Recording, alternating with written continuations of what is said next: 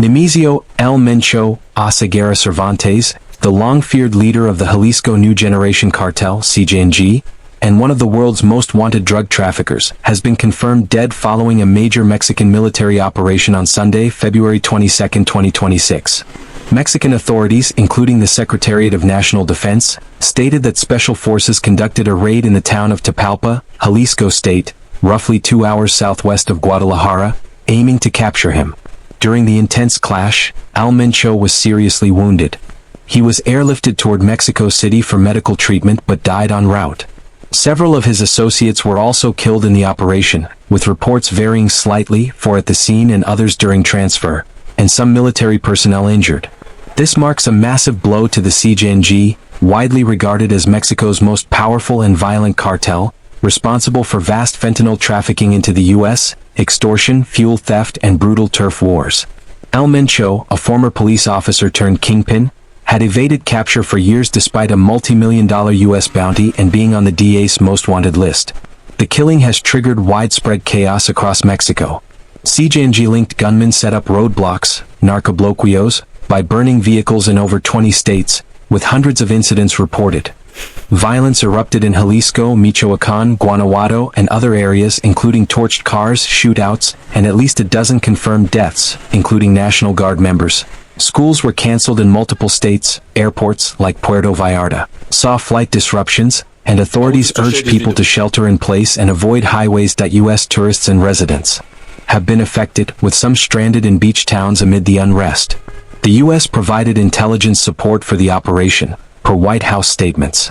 This event comes amid heightened U.S.-Mexico pressure on cartels under the current administrations. While a major victory for Mexican security forces, experts fear potential power struggles within the CJNG or retaliatory escalation could lead to more bloodshed in the coming days and weeks. Following the confirmed death of Nemesio El Mencho Oseguera Cervantes, leader of the Jalisco New Generation Cartel (CJNG), in a Mexican military operation on Sunday, February 22, 2026, the country has plunged into widespread unrest. Retaliatory actions by suspected CJNG affiliates have now directly impacted air travel infrastructure. CNN verified footage from major airports, including Guadalajara International Airport, GDL, and scenes near Puerto Vallarta's Licenciado Gustavo Diaz Ordaz International Airport, PVR, captures the escalating panic. Distant plumes of smoke rising from burning vehicles and roadblocks, narcobloqueos, visible from airport grounds. Travelers sprinting through terminals, taking cover behind check-in counters, jetways, and seating areas as sounds of unrest echo nearby.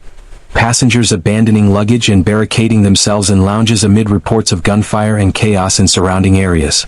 These videos, broadcast by CNN and shared across platforms, show terrified crowds reacting to the broader violence spilling over from highway blockades and arson attacks. While airports themselves have not been directly stormed in all cases, with some official statements clarifying no incidents inside terminals at Guadalajara, access roads have been severely disrupted by torched cars, buses, and clashes. Key impacts on travel, as of February 23, 2026. Puerto Vallarta, PVR, all international flights and most domestic ones canceled. Airlines like Air Canada, WestJet, Alaska, Delta, and American suspending operations due to security concerns and blocked routes. Guadalajara, GDL, significant flight disruptions and cancellations. Operations reported as normal by some authorities but heavily affected by surrounding roadblocks. Other airports, e.g. in affected states like Baja California or Quintana Roo, face potential ripple effects though. Mexico City remains largely unaffected so far. The U.S. State Department and Global Affairs Canada have urged citizens in Jalisco, including Puerto Vallarta and Guadalajara, and other impacted areas to shelter in place, avoid non-essential travel, and monitor local authorities. Ride-sharing services are suspended in places like Puerto Vallarta, and tourists, especially Americans, are advised to stay indoors and contact family about their safety. This surge in violence, with over 250 roadblocks reported across 20-plus states, many now cleared but tensions high, follows the military raid in Tapalpa, Jalisco, where El Mencho was fatally wounded. Experts warn of possible internal CJNG power struggles or escalated cartel warfare in the coming days. If you're traveling to or within Mexico, check airline updates, official government advisories, U.S. Embassy Mexico or equivalent, and avoid highways/road travel where possible. The situation is fluid. Stay informed through trusted sources like or local Mexican authorities. If you haven't subscribed to our channel, please do it now and share this video to get to your friends too.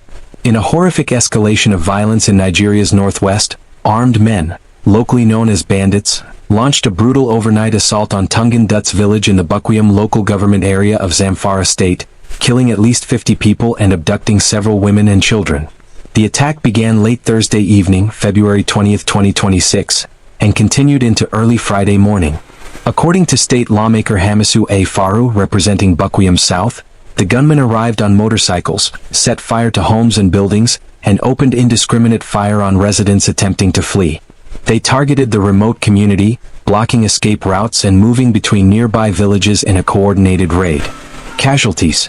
Reports from Reuters, Al Jazeera and local authorities confirm at least 50 dead, with some initial police statements citing 38 but higher figures from eyewitnesses and the lawmaker prevailing. Bodies have been prepared for mass burial in affected areas. Abductions.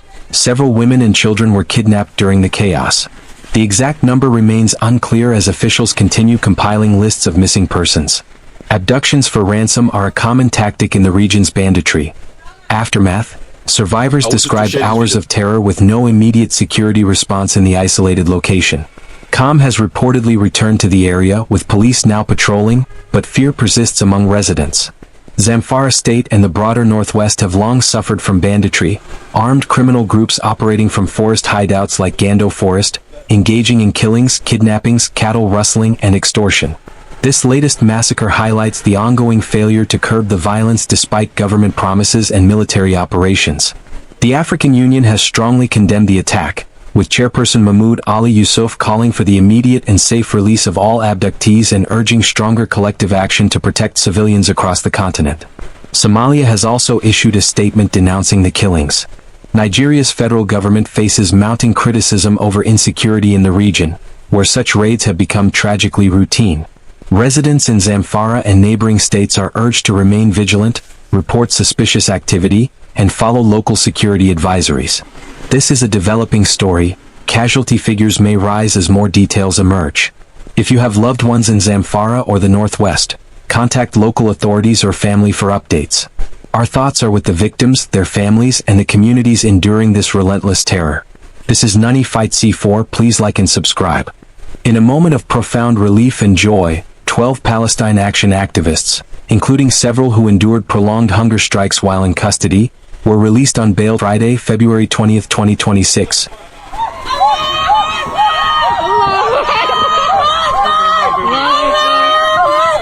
Following a hearing at London's Central Criminal Court, the Old Bailey.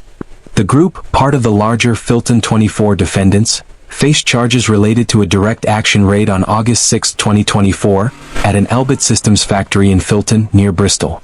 Elbit Systems is Israel's largest private defense contractor, with UK subsidiaries accused by activists of supplying weapons and components used by the Israeli military, a claim the company strongly denies. Key details. The 12 activists released include hunger strikers Tuda Haja, Cameron Ahmed, Kesser Zura, and Hiba Murazi, who refused food for up to 73 days starting in late 2025 to protest their extended pretrial detention, conditions in prison, the now overturned proscription of Palestine Action as a terrorist group, and the operations of Elbit in the UK. Other named individuals granted bail: Zara Farouk, Salam Mahmood, Moise Ibrahim, Finn Collins, Hannah Davidson, Harland Harley, Archer Louis Adams, and Liam Mullany. Emotional scenes unfolded outside the Old Bailey as the activists reunited with tearful family members, supporters, and fellow campaigners. Footage from Al Jazeera and other outlets captured hugs, cheers, and cries of joy amid a crowd of well-wishers. This release follows recent developments in the case. Aggravated burglary charges, carrying a potential life sentence, were dropped against 18 defendants after a jury acquitted 6 others earlier this month.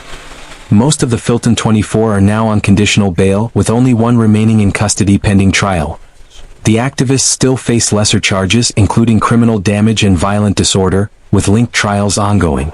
Palestine Action describes its actions as non-violent direct action to disrupt what it calls complicity in alleged war crimes.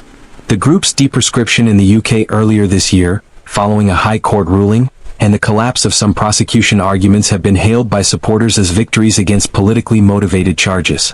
Supporters gathered outside the court chanted in solidarity, with many calling for the full dismissal of remaining charges and an end to UK arms ties with Israel amid the ongoing Gaza conflict.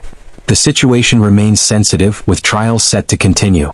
Authorities have urged calm, while advocacy groups like CAGE have called for the prosecution to be dropped entirely, citing the use of counter-terror measures despite no terrorism charges being filed.